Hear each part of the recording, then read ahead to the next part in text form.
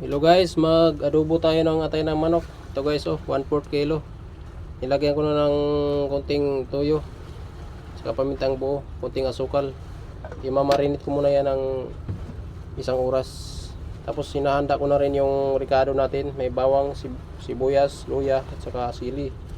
Meron na rin tayong mantika, suka, at saka oyster sauce, dahong laurel, saka pamintang durog, saka powder. Ayan o.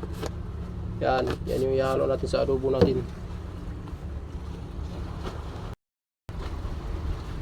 So guys, makalipas ang isang oras, atin na itong ililipat.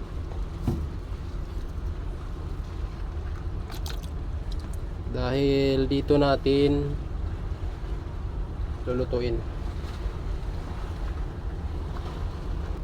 So ang gagawin natin, prituhin muna natin yung atay ng manok.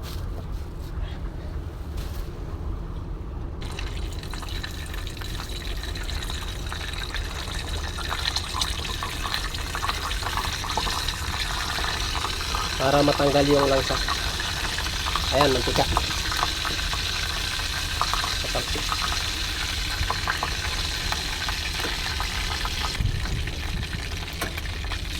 Ayan na.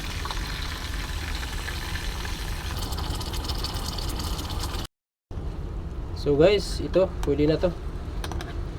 Tapos na nating prituhin. Ang sunod nating lutuin, yung ricado na naman.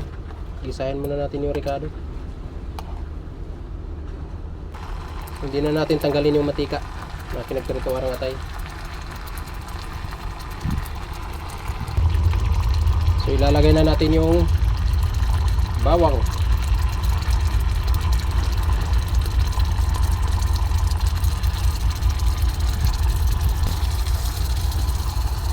sibuyas, sabay na natin yung luya,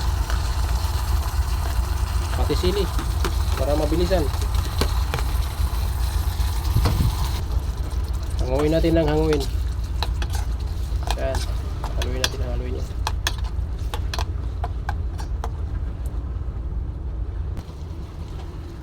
So ilalagay na natin yung atay ng manok kasama yung pinagmarinitan.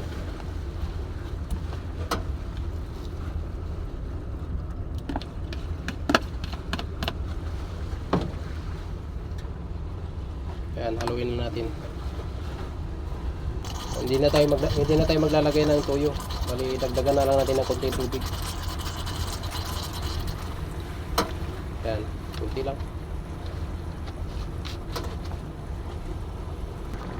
Lagay na natin yung dahong laurel,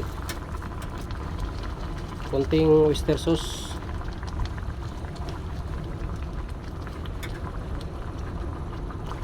pamintang durog,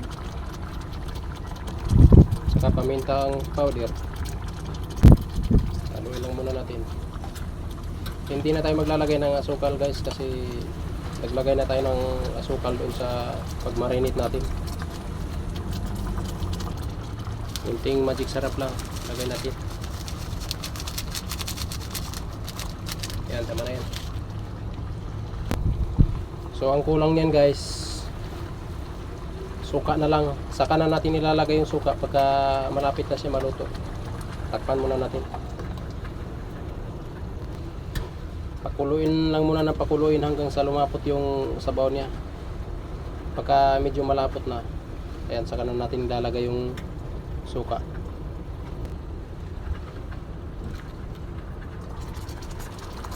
So guys, malapit na yung malapit na lumapot yung sabaw niya. Pwede na lagyan ng yan malapot na Pwede na lagyan ng suka. Yan, konti lang. Maya maya luto na yan. So guys, luto na to.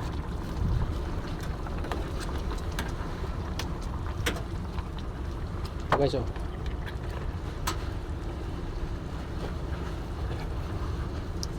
adobong atay ng manok.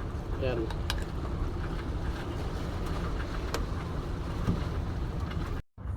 guys, kain na tayo.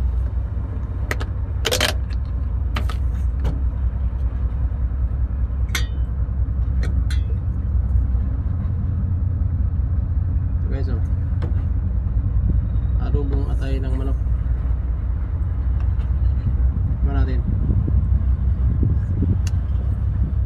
Sakto lang yung sakto lang yung lasa niya. Hindi siya maalat. Hindi rin siya matabang. Sakto lang.